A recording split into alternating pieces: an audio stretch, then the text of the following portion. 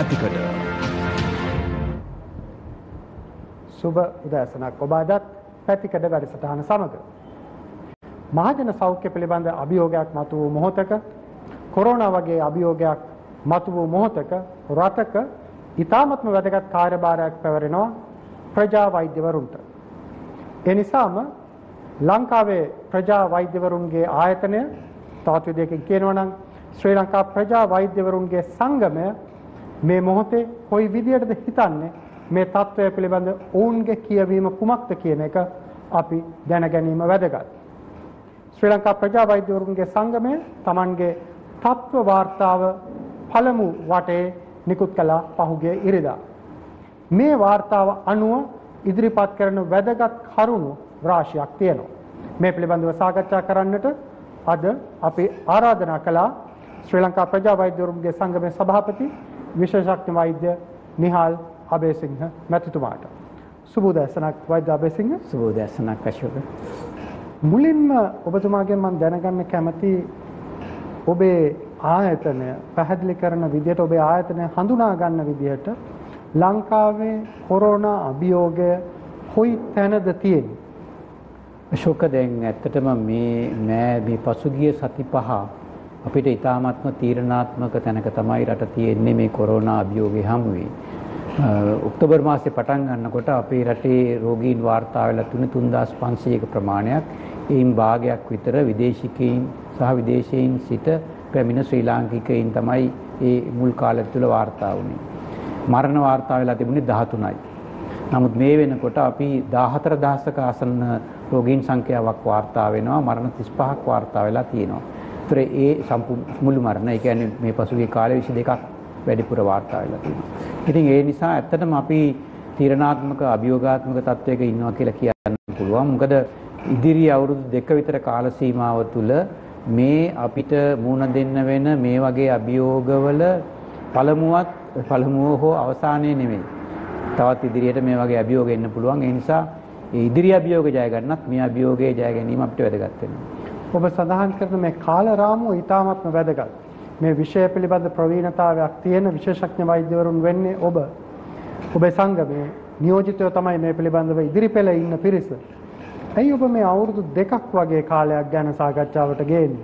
ඔව්, ඇත්තටම දැන් අපි මුලින් පටන් ගන්නකොට අපි හිතුවා මේ අවුරුද්ද අන්තිමටවත් අපිට වැක්සින් එකක් එන්නතක් ලැබෙයි කියලා. නමුත් ඒක ටිකක් ප්‍රමාද වෙන ගතියක් තියෙනවා. බොහෝ විට ලබන අවුරුද්දේ වෙයි එන්නතක් එනකොට. ඒකම ඒ එන්නත ආවත් අපි දැන් දන්නවා ඒ එන්නත කිසිම රටක මුළු ජනගහනය ආවරණය කරන්න ප්‍රමාණයක් ලැබෙන්නේ නැහැ කියලා. එතකොට ඒ නිසා අපිට ක්‍රමක්‍රමයෙන් තමයි ජනතාවගේ ප්‍රතිශක්තිකරණ තත්වය වර්ධනය කරගන්න වෙන්නේ. ඒ නිසා තමයි අපි හිතන්නේ අවුරුදු 2ක විතර කාල සීමාවක් මේට ගත වෙයි කියලා. වෛද්‍ය අබේසිංහ, දැන් මේ තත්වය කියන්නේ මේක එන්නතක් මගින් පාලනය කරන්න නැත්නම් කළමනාකරණය කරන්න ඉඩ ලැබෙන්නේ නැත්නම් අපි මේකත් එක්ක ඔබ කලින් සඳහන් කළා වගේ ගමන් කළ යුතු වෙනවා. අනිවාර්යයෙන් මේ ඉදිරි අවුරුදු 2 පමණ කාල සීමාව අපිට ඉගෙන ගන්න වෙනවා. අපි මේ කොරෝනා වසංගතයත් එක්ක ඉන්නේ කොහොමද? යම්කිසි ප්‍රමාණයකට පාලනය කරගෙන අපි මේ කොරෝනා වසංගතයත් එක්ක ජීවත් වෙන්නේ කොහොමද කියලා. ඒ නිසා තමයි අපිට වැදගත් වෙන්නේ. මොකද අපි හිතනවා විශ්වාසයෙන්, විශේෂයෙන්ම මම වසංගත රෝග විද්‍යාඥවරයෙක් හැටියටත් මේ විෂය ප්‍රගුණ කළපු මේ එන්නතක් අපිට නිශ්චිත වශයෙන්ම ලැබෙන තුරු මේ පාලනය කර ගැනීමේ අවශ්‍යතාවයක් තියෙනවා. අනිත් අතින් බලද්දී අපි පෞද්ගලික ජනවාරි මාසේ වගේ ඉඳලා බැලුවොත් 2020 විවිධ තලවලට අපි ආවා. ලංකාවේ කොහොමද රෝගී තත්ත්වය පැතිරිලා තිබුණේ? ලංකාවේ කොහොමද රෝගී තත්ත්වය ඉස්සරහට ගියේ? දැන් මේක අපි කල්පනා කරලා බැලුවාම දැන් 2020 නොවැම්බර් මේ අද අපි ඉන්න මොහොතේ තත්ත්වය කොහොමද? මොකද මේක ගැන සමාජයේ ලොකු සංවාදයක් තියෙනවා. සමහරු කියනවා මේක පොකුරු තියනවා කියලා. තවත් අය කියනවා මේක සමාජ ව්‍යාප්තියක් තියෙනවා කියලා.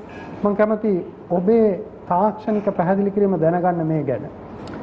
අශෝක, දැන් මේක ආරම්භ වෙන වෙලාවේ මේක අපිට විදේශය වලින් පැමිණි අයගෙන් තමයි රට තුලට ආවේ මේ රෝගය. ඒක අපි හොඳටම දැනගෙන හිටියා. එතකොට ඒට අනුගත වෙලා අපි රෝගීන් හඳුනා ගැනීම, වෙන්කර තැබීම, ඊළඟට නිරෝධායනය කිරීම, අවශ්‍ය ප්‍රතිකාර කිරීම, ඒ කටයුතු ටික අපි ඉතාමත්ම සාර්ථකව අර මුල් අවදියේ අපි කරා. මොකද අපිට මුණ දෙන්න තිබිච්ච අභියෝගය තමයි අර විදේශ වලින් පැමිණි අයගෙන් රට තුල රෝගය පැතිරීම වැළැක්වීම. අපි ඒක සාර්ථක විදියට මාර්තු මාසයේ 11 වෙනිදාන් පස්සේ සෑහෙන දුරට කළා. ඉන් පස්සේ අපිට නැවත අභියෝගයක් එනවා ආයසරේක් අප්‍රේල් මාසේ වැලිසර නාවික කඳවුරේ පොකුරක් ඇති වෙනවා. හැබැයි ඒ පොකුර ඇති වෙන්නේ තරුණ අවදියේ වෙසෙන හමුදා නිලධාරීන් අතර, ඊළඟට නිශ්චිත ස්ථානයක ඒගොල්ලෝ ඊට මට මතකයි අපි ඒ නිලධාරීන් නිවාඩු ගිහිල්ලා හිටපු අයත් පහුවෙනිදා ආපහු ගෙන්නෙව්වා කඳවුරට. එතකොට අපි සෑහෙන නිශ්චිත ක්‍රියාමාර්ග ටිකක් අරගෙන අපි ඒ වෙලාවේ ඒ පොකුර මර්ධනය කරගන්න වැඩ කටයුතු කරා. හැබැයි අපිට මාස දෙකක් විතර ගියා ඒ සඳහාත්. මොකද ඒ නිරෝධායනය තුල රෝගීන් ඒ අතරම ඒ නාවික නිලධාරීන් අතරම රෝගේ පැතිරිච්ච නිසා. ඊට පස්සේ අපිට ආවේ කන්දකාඩු කඳවුර. කන්දකාඩු කඳවුරත් ඒක පුනරුත්ථාපන කඳවුර ඇතුළෙත් ඒක ඉතාමත්ම සීමිත කණ්ඩායමක් එක් තැනක. ඒ නිසා ඔය දෙකම අපිට හොඳට පාලනය කරගන්න ලැබුණා. අර අපි මුලින් ගනිමින් සිටපු ක්‍රියාකාරකම් නිසාම. හැබැයි මෙවර අභියෝගය ඊට වඩා වෙනස්. මේ පොකුර ඇති වුණේ ජනතාව ඉතාමත්ම අධික ජනගණත්වයක් තියෙන තැනක, ඊළඟට සක්‍රීය මිනිසුන් ඉන්න තැනක. සමා වෙන්න වෛද්‍යවේසික මතුවනේ. දැන් මේ පොකුර කියලා ඔබ හඳුන්වන්නේ මොකද්ද මේ පොකුර? මිනුවන්ගොඩ ඇති වෙච්ච පොකුර. ඇත්තටම මේ ඔක්තෝබර් මාසයේ මුල ඇති වෙච්ච පොකුර. ඒ පොකුර ඇති වෙනකොට ඒක ඇති වුණේ සක්‍රීයම පිරිසක් අතර, ඊළඟට අධික ජනගණත්වයෙන් තියෙන තැනක. ඊට පස්සේ එතන තියෙනවා ඒ කර්මාන්ත ශාලාවට අමතරව තව කර්මාන්ත ශාලා ගණනාවක් මේකට ඈඳුණා. ඒතර ඒ අර්ථයෙන් ගත්තාම එතනින් පැතිරීමේ තියෙන ඉඩ වැඩි වුණා. ඒතර අපි මේ වෙලාවේ අපි හිතුවේ නෑ අර පරණ අත්දැකීම් නිසා, අපේ ආර්ථිකයට සහ සමාජයට වෙච්ච අත්දැකීම් නිසා මේ වෙලාවේ අපි දැඩි ක්‍රියාමාර්ග වලට ගියේ නෑ ඒ මුල් අවදියේ. ඒ නිසා ඒක ඊළඟ සමහර තැන් වලට පැතිරුණා. මත්ස්‍යවේල සංකීර්ණය වගේ තැන්වල අපි දැක්ක රෝගීන්. ඊපස්සේ රට පුරාම මත්ස්‍යවේල සංකීර්ණවල සහ වෙනත් ප්‍රදේශවලින් අර පොකුරෙන් වාර්තා වෙච්ච තව රෝගීන් වාර්තා වුණා. ඉන්පස්සේ අපි දැනගත්තා මේ මුලින් මේ රටේ ව්‍යාප්ත වෙච්ච වෛරසයට වඩා ඉක්මනින් පැතිරී යන ඊළඟට යම්කිසි ප්‍රමාණයක වෙනස් ප්‍රභේදයක් බව අපි දැනගත්තා. ඉතින් ඒ දැනගන්නකොට අපි ටිකක් ප්‍රමාදයි. එතකොට මේ යම්කිසි ප්‍රමාණයක මේ රට තුර මේක පැතිරිලා තියෙන්නේ දැන්. දැන් ලෝක සෞඛ්‍ය සංවිධානයේ නිර්ණායක අනුව දැන් මේ පැතිරීම කොයි විදියටද හඳුන්වා දෙන්නේ? මොකද ඔබ වචනයක් පාවිච්චි කරා මේ පොකුරක් කියලා. ඔව්. දැන් ලෝක සෞඛ්‍ය සංවිධානයේ හඳුන්වා දීම එක්ක පොකුර කියන්නේ මොකද්ද? සමාජ පැතිරීම කියන්නේ මොකද්ද කියන එක අපිට ටිකක් පැහැදිලි කරගන්න වටිනවා. ඔව්. පොකුරක් කියන්නේ නිශ්චිත භූගෝලීය ප්‍රදේශයක කිසියම් නිශ්චිත ජන කණ්ඩායමක් ඇතුළත අපිට හඳුනා ගන්න පුළුවන් වටපිටාවක යම් මේ රෝගය පැතිරුණොත් තමයි අපිට පොකුරක් කියලා කියන්නේ. දැන් උදාහරණයක්, පැහැදිලි උදාහරණයක් වැලිසර නාවික කඳවුර, කන්දකාඩු කඳවුර. හැබැයි ඒවැ එතකොට අපිට කිසියම් පාලනයක් තිබුණා ඒ ඉඳපු කණ්ඩායම් පිළිබඳව. නමුත් මිනුවන්ගොඩ කඳවුරේදී අපිට එහෙම පාලනයක් කරන්න පුළුවන්. ඔව්, කර්මාන්ත ශාලාවේදී සමායන. ඔව්, කර්මාන්ත ශාලාවේදී ඒක අපිට පාලනය කර ගැනීමේ හැකියාව සීමිතයි. එතන තිබිච්ච. ඒ කියන්නේ ඒගොල්ලෝ නවාතැන් පොළවල ඉන්නවා ඒ සේවක සේවිකාවන්. ඒගොල්ලෝ ඊට පස්සේ පහුවෙන්දට රැකියාවට යනවා, ආපහු එනවා. ඒ වගේ සංක්‍රමණය වෙමින් තිබිච්ච කණ්ඩායමක් තමයි අපි එතන දැක්කේ. ඉතින් ඒ පොකුර ඉක්මනින් ව්‍යාප්ත වුණා. ඒ පොකුරක් හැටියට තමයි ඒක ඇති වුණේ. නමුත් ඒක ඉක්මනින් ව්‍යාප්ත වෙන්න පසුබිමක් ඒ පොකුර ඇතුළෙම තිබුණා. ඒකයි ඒ වෙනස. එතකොට දැන් අපි සමාජ ව්‍යාප්තිය කියලා අපි කියන්නේ ඇත්තටම අපිට මේ පොකුර යම්කිසි තැනකින් ඇතිවෙච්ච රෝගියක් තවත් තැනක ඇති වුනහම ඒ අතර සම්බන්ධයක් හදාගන්න බැරි නම්, සම්බන්ධයක් හදාගන්න බැරුව අලුතෙන් රෝගීන් නැති වෙනවා නම් එතකොට අපි දල වශයෙන් අපි හඳුන්වනවා ඒක සමාජ ව්‍යාප්තියක් විය හැකියි කියලා. නමුත් තව නිර්ණායක ගණනාවක් තියෙනවා සමාජ ව්‍යාප්තියක් වීම හඳුනා ගන්න. එතකොට දැනට මේ තියෙන්නේ පොකුරක්ද සමාජ ව්‍යාප්තියක්ද කියන එක පිළිබඳව සමාජයේ කතිකාවතක් තියෙනවා. රජයේ පැත්තෙන් සෞඛ්‍ය අමාත්‍යාංශයේ පැත්තෙන් කියනවා තවම මේ රෝගීන් ඒ මුල් මිනුවන්ගොඩ පොකුරට සම්බන්ධ කරන්න පුළුවන්. එහෙම කියලා කියනවා. ඒකම දැන් ව්‍යාප්ත වෙන බොහෝ රෝගීන් තවමත් හඳුනා ගනිමින් ඉන්නවා කියලා තමයි රජයේ පැත්තෙන් සහ සෞඛ්‍ය අමාත්‍යාංශයේ පැත්තෙන් කියන්නේ. නමුත් තවත් නිර්ණායක මේක විතරක් නෙමෙයි මේ සමාජගත වීමද නැද්ද කියන එක බලන්න තියෙන නිර්ණායකය. මේ නිර්ණායක ගණනාවක් තියෙනවා. ඉතින් මේ නිර්ණායක ගණනාවක් බැත්තාම දැන් මේ රෝගීන් පැතිරීම වෙනදාට වැඩිය විශාලයි. එතකොට ඒ කියන්නේ රෝගීන් වාර්තා වීම විශාලයි. පැතිරීමත් විවිධ ප්‍රදේශවලට රෝගේ පැතිරිලා. එතකොට මේකේ අර දැන් මිනුවන්ගොඩ ඒ පොකුර අපිට හඳුනා ගන්න පුළුවන් වුණාට නිශ්චිත ප්‍රදේශයක් තුල මේ ඊට පස්සේ ඇතිවෙච්ච කුඩා පොකුරු අපිට එහෙම හඳුනා ගන්න බෑ. ඒවැ නිශ්චිත රටාවක් හෝ නිශ්චිත කණ්ඩායමකට තමයි හැදෙන්නේ කියලා. අනිත් එක දැන් මේ ඒ කුඩා පොකුරු ඇතිවීමත් මේ වෛරසය පැතිරීමේ හැකියාව වැඩි බවත් අපි දන්න නිසා දැන් අර මහ ජනතාවට සාමාන්‍ය ජනතාවට තියෙන මේ පිළිබඳව තියෙන රිස්ක් එක එහෙම නැත්නම් මේ අවදානම වැඩි. ඒතර ඒකත් මේ සමාජ පැතිරීම පියන පැත්තෙන් ගන්න පුළුවන් එකක්. අනිත් එක දැන් අපි මේ පහුගිය දවස් කීපේ අපි දැක්කා මේ නිසාම සිදුවෙච්ච මරණ පැහැදිලි කරපු මරණ සංඛ්‍යාවක්. ඒවා සමහර ඒවා උනේ නිවෙස්වල. ඒතර අපි දන්නේ නැහැ තාම මේ නිවෙස්වල එහෙම මරණ උනේ ඇයි කියලා. ඇයි කොළඹ නගරය තුල ඉඳලා ඇයි රෝහලකට ආවේ නැත්තේ කියන එක පිළිබඳව ටිකක් අපැහැදිලි. ඒ පිළිබඳව සොයා බැලීම් තාම කරන්න ඕනේ. ඊළඟට රෝහල්ගත වීමත් මේ වෙලාවේ අපේ ප්‍රතිපත්තියට අනුවත්ම වැඩි. ඒතර මේ කරුණු ගණනාවක් තියෙනවා ඇත්තටම මේක සමාජ පැතිරීමට සමීපයි. එහෙම නැත්නම් මේ ඒක ආරම්භක අවස්ථාවට අපි එළඹෙමින් තියෙනවා කියලා කියන්න. ඊට තවත් වැදගත් කාරණයක් තමයි දැන් අර ප්‍රයිමරි කන්ටැක්ට්ස්ලා සෙකන්ඩරි කන්ටැක්ට්ස්ලා ඒගොල්ලෝ අතරේ පැතිරීම කොච්චර ප්‍රමාණයද කියලා අපිට දත්ත නැහැ.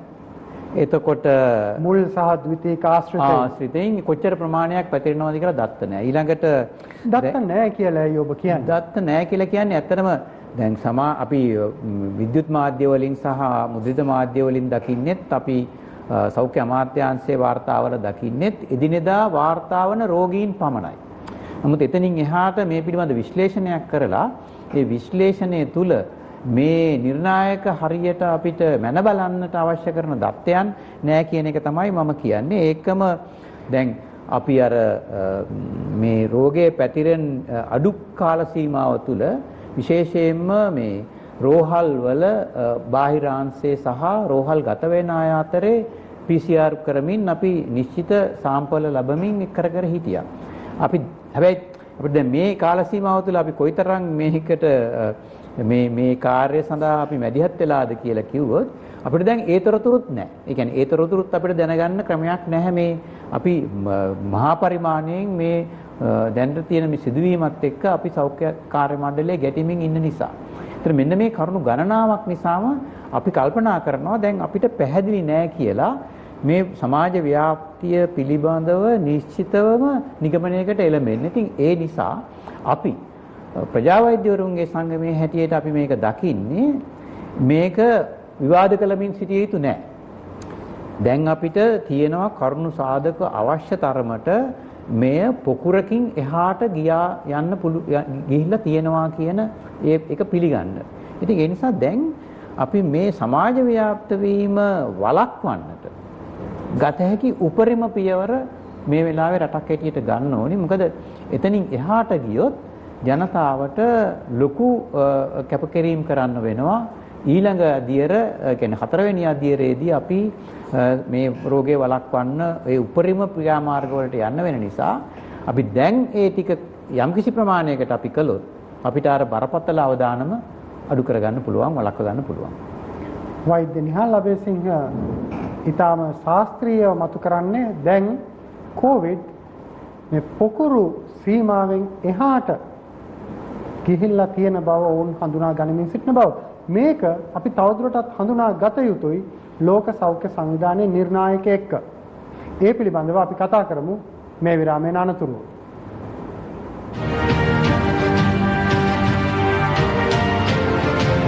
අතිකඩ තාර කෑලි පාරයි අලි හදිමැද ජීවිතයයි ඉතිරි කලේ දුක විතරයි.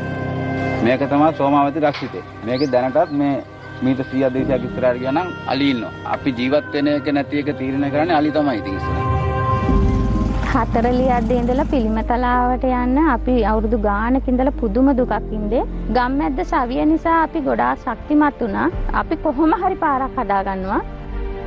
කඳුළු ඉඳුල් කළ සිහිනවලට සොඳුරු පියාපත් දෙන ගම්මැද්ද සවිය. ජීවත් වෙන්න හරි බරි ගැහෙන්න. ගම්මැද්ද සවිය. ගම නගන මග.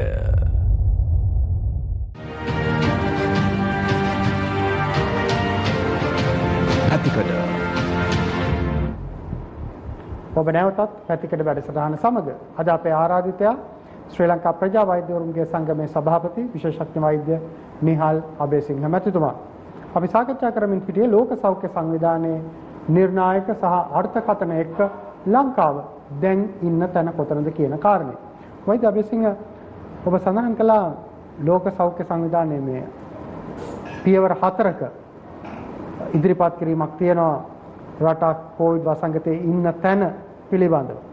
මේක අපි කෙටියෙන් කියමු මොනවද මේ පියවර 4? ලංකාව ඒ 4 ඔබේ ආයතනයේ හිතන විදිහට කොතනද ඉන්නේ? ඔව්. අශෝක දැන් පළවෙනි අදියර තමයි මේ රෝග පැතිරීමේදී ලෝක සෞඛ්‍ය දායනේ නම් කරේ. රටවල් ගණනාවක් මුල් කාල සීමාවක් තිබුණා රෝගීන් නැහැ. ඒ කියන්නේ මුල් අපේ රට ගත්තත් ජනවාරි පෙබරවාරි මාස ගත්තොත් ඇත්තටම අපිට රෝගීන් හිටියේ නැහැ. ඉතින් ඒ නිසා ඒ වෙලාවේ අර ඒ ස්ටේජ් එක තමයි ඒ පියවර තමයි කියන්නේ රෝගීන් නැති එක පළවෙනි එක. ඒ කියන්නේ සමහර රටවල රෝග පැතිරෙනවා. නමුත් සමහර රටවල් වල රෝගීන් නැහැ. වෛද්‍ය අබේසිංහ මේක ලෝක සෞඛ්‍ය සංවිධානයේ නම් කරන්නේ කොහොමද? මේ ඔබ කියන මේ පියවර ඔවුන් නාමකරණය කරන්නේ. ඒක විශේෂ නමක් ඒගොල්ලෝ කරන්නේ නැහැ. සිනරියෝ 1 කියලා ඒගොල්ලෝ කියන්නේ. ස්ටේජ් 1 කියලා මුලින් කිව්වේ no cases. ඒ කියන්නේ රෝගීන් නැහැ කියන එක. ඒතර සිනරියෝ 2 කියන එකට එහෙම නැත්නම් ස්ටේජ් 2 කියන එකට පිට රටවල් වලින් ආපු අය imported cases සහ sporadic. ඒ කියන්නේ තනින් තන රෝගීන් වාර්තා වීම. ඊළඟට තුන්වෙනි ස්ටේජ් එක තමයි තුන්වෙනි පියවර තමයි පොකුරු වශයෙන් ඇතිවීම. දැන් එතකොට අපි ඔය කන්දකාඩු සහ වැලිසර පොකුරු ඇතිවීම අපිට සලකන්න පුළුවන් ඇත්තටම පොකුරු වශයෙන් ඇතිවෙච්ච ඒ මුල් අවධියේ පොකුරු වශයෙන් තත්ත්වය. ඉන් පස්සේ මේ දැන් ඔය සමාජ ව්‍යාප්තිය කියන එක, ඒ කියන්නේ සමාජයේ පැතිරීම හතරවෙනි පියවර.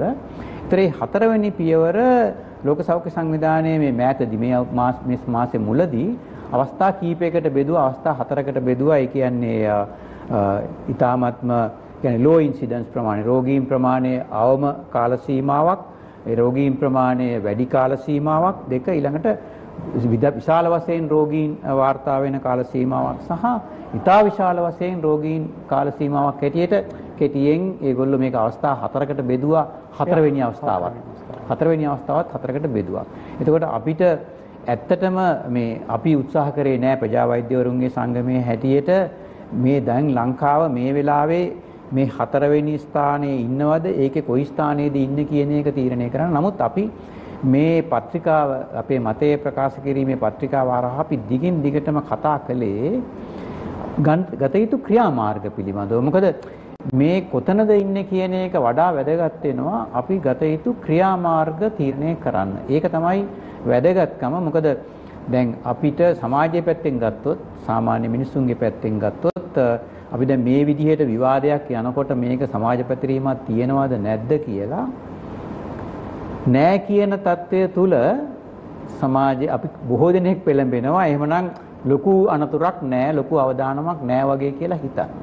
හැබැයි අපි යම්කිසි මොහොතක කිව්වොත් එහෙම මේක මේ සමාජ පැතිරීමක් තියෙනවා කියලා හැම කෙනෙකුටම මේ සමාජයේ ජීවත් වෙන ඒ පිළිබඳ අවධානය යොමු කරන්නත්, ඒ අවධානම පිළිබඳ සැලකිලිමත් වෙන්නත්, ඒකට අදාළ ක්‍රියාමාර්ග ගන්නත් ඒක ඒ මත ප්‍රකාශ කිරීම තුලින්ම පෙළඹෙනවා.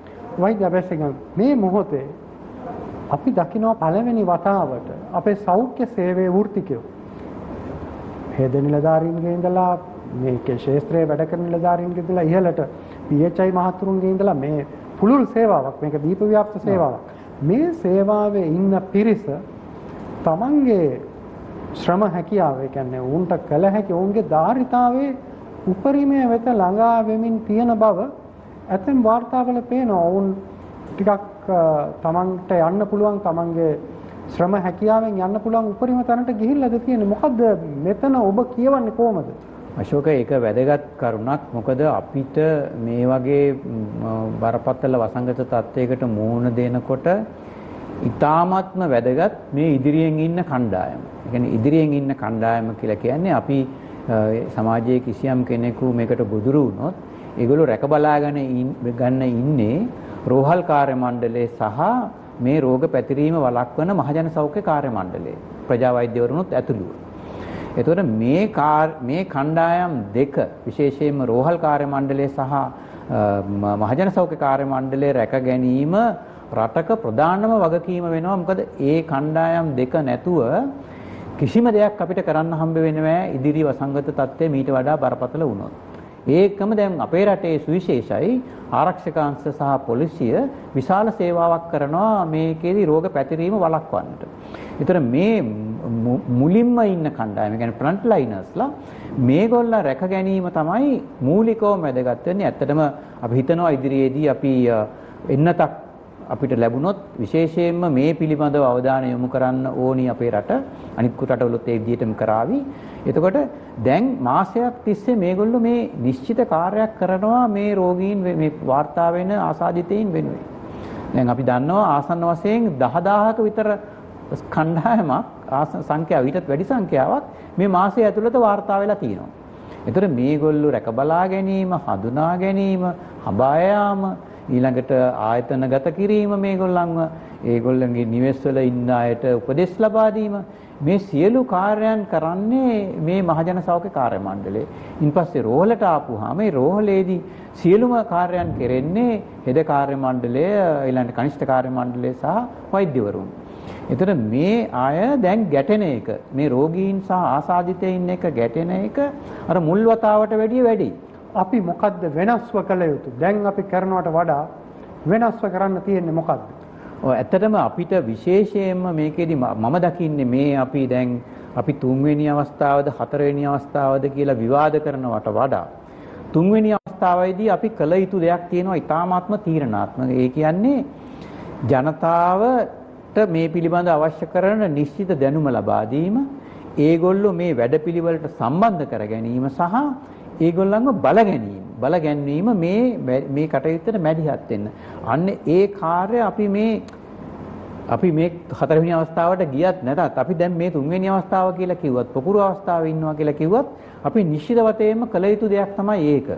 ඇත්තටම අපි බලාපොරොත්තු වෙන්නේ මේ ලෝක සෞඛ්‍ය සංවිධානයේ නිර්ණායක සහ ගත යුතු ක්‍රියාමාර්ග අනුව අපි මේ තුන්වෙනි අදිවරේ ඉන්නවා කියනවා නම් අපි මේ වෙනකොට ඒ ජනතාව දැනුවත් කිරීම, ඒගොල්ලෝ මේකට සම්බන්ධ කර ගැනීම, බල ගැනීම කරලා තියෙන්න ඕනි මේ වෙනකොට. ඒක නියාමනය කරමින් ඉන්න ඕනි. ඒක වේගවත් කිරීම තමයි හතරවෙනි අවස්ථාවේදී අපි කරන්නේ. ඉතින් ඒ නිසා අපිට ඒක තමයි මේකේදී වැදගත්. අපි වැඩිපුර අවධානය යොමු කරන්නේ ප්‍රජා වෛද්‍යවරුන් හැටියට ගත යුතු ක්‍රියාමාර්ග පිළිබඳව. වෛද්‍ය අබේසිංහ දැන් ඔබ සඳහන් කරනවා මේ බල ගැනීම කළ යුතුයි කියලා. බල ගැනීම කියන්නේ මොකද්ද? මොකද බිම් මට්ටමේ කරන්න ඕන එකට. ඔය ඇත්තටම දැන් මෙහෙමනේ දැන් මේ පිළිබඳව හරියට තොරතුරු ජනතාව දන්නවා නම් ඔය අපි යෝජනා කරන සියලුම නීති රෙගුලාසි ඒවට ජනතාව අනුගත වෙනවා. නමුත් වෛද්‍ය අබේසිංහ දැන් ඔබ කලින් කියපු කාරණා එක්ක මට විටක හිතුණා ඔබේ ආයතනය ශ්‍රී ලංකා ප්‍රජා වෛද්‍යවරුන්ගේ සංගමය පවා ඇතැම් තොරතුරු ඔබට නිශ්චිතව නැහැ. ඔව්. මට ඔබේ අදහස් දැක්වීමෙන් මට දැනෙන්නේ එහෙමයි. ඒතකොට සාමාන්‍ය බිම් මට්ටමේ මේ සාමාන්‍ය මිනිස්සයා දැනුවත් වෙන්නේ කොහොමද? විද්වත් වෘත්තිකයින්ටත් නිසි තොරතුරු නැත්තම්. අපි කියපු දේ තමයි මේ හරියටම මේක නිර්ණය කරන්න. ඒ කියන්නේ අපි ඉන්නේ මොන පියවරේද කියන එක නිර්ණය කරගන්න අවශ්‍ය තාක්ෂණික තොරතුරු නැති කියන්නේ අඩුපාඩුකම් තමයි මම ඒක කිව්වේ. එතකොට ඇත්තටම මම ඒ නිසාම තමයි අපි ප්‍රජා වෛද්‍යවරුන්ගේ සංගමයේ යෝජනා කරන්නේ අපිට දැන් ඒ පිළිබඳව නිශ්චිත තීරණයකට යන්න තොරතුරු ප්‍රමාණවත් මදි නම් අපි ඒ ගැන විවාද කර කර ඉන්න එකේ තේරුමක් නැහැ. අපි එහෙනම් අපි ඒ සඳහා අවශ්‍ය කරන ක්‍රියාමාර්ගවලට යන්න ඕනේ. ඒ නිසාම තමයි අපි කියන්නේ මේ වෙලාවේ වැදගත්ම කාර්ය ජනතාව මේ ඉදිරි අවුරුදු දෙක තුල ජීවත් වෙන ක්‍රමයට හැඩගස්වන්න ඕනි. ඒගොල්ලොත් එක්ක අපි හැඩගැහෙන්න ඕනි. මේ දැනුවත් උගත් සහ මේ රටේ කිසියම් ප්‍රමාණයක සියලු ජනතාවට මඟ පෙන්වන කණ්ඩායම ඒට එක්කම ජනතාව ඒ සඳහා සූදානම් කිරීම ඒගොල්ලන්ට අවශ්‍ය කරන පරිසරය සකස් කිරීම. දැන් ආහාර පාන ගමන් බිමන් යන්න ඒ පරිසරය ප්‍රමාණවත් නැත්තම් අනිකුත් අසනීපවලට ප්‍රතිකාර ගන්න තියෙන ඉඩ අඩු නම් ඒගොල්ලන්ට මේකට අනුගත වෙන්න බෑ. ඒ සකස් කිරීමේ පරිසරය සකස් කිරීම සහ ඒක තමයි අපේ වගකීම සහ රජයේ වගකීම වෙන්නේ මේ වෙලාවට. අපි මුළු මහත් රටක් හැටියට සියලු දෙනාම කිසිම ભેදයකින් නැතුව ભેදයක් නැතුව මැදිහත් වෙන්න ඕනි කියන ඒ අවශ්‍යතාවය තමයි අපි ඉස්මතු කරන්නේ. මොකද මේක ජාතික ව්‍යසනයක්.